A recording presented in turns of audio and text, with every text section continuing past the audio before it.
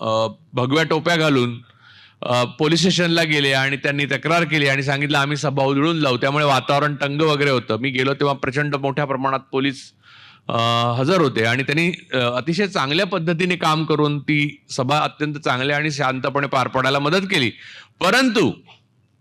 परंतु मला सांगण्याचं आहे, तुम्ही त्यांचं त्याच्यासाठी आभार पण मानले त्या भाषणामध्ये. मुद्दा तो नाहीये.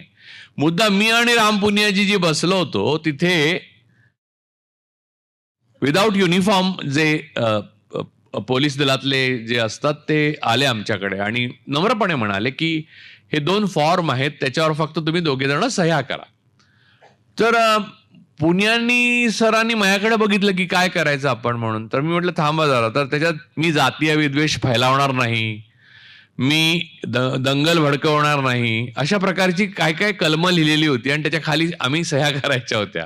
म्हणजे ज्यांनी हे सगळं करून सत्य देऊन बसले त्यांनी ही कलमं लिहून आम्ही ते शांत करायला आलोय, तर त्यांना ते भडकवणार नाही अशी सही घ्यायला निघाले होते, अर्थात व्यवस्थेच्या मार्फत. तर मी पोलिसांना म्हणालो की सर असं आहे की मी समजू शकतो हे तुमचं काम आहे, तुम्हाला सोपवलेलं आहे, पण तुम्ही जरी मला अरेस्ट केली आणि मला अनंत काळ तुरुंगात ठेवलं किंवा काही केलं, काही या म्हणजे ज्या लोकांनी धमकी दिली त्यांनी गोळ्या जरी घातल्या, तर याच्यावर मी सही करणार नाही.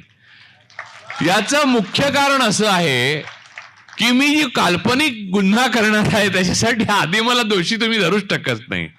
म्हणजे त्याच्यात तुम्ही ऍड करा, नाही तर मी दरोडा घालणार नाही, मी बलात्कार करणार नाही, असं भरपूर ऍड करा आणि प्रत्येकाकडनं सही घ्या. आणि दुसरी गोष्ट, सोलापूरमध्ये म्हटलं शरद पोंक्षे येऊन नथुराम गोडसेवर नाटक करतो तेव्हा तुम्ही ही सही घेतली होती का? नाही म्हणले. तुम्हाला तुमच्या वरिष्ठांनी सांगितलं नाही का? तर नाही म्हणाले.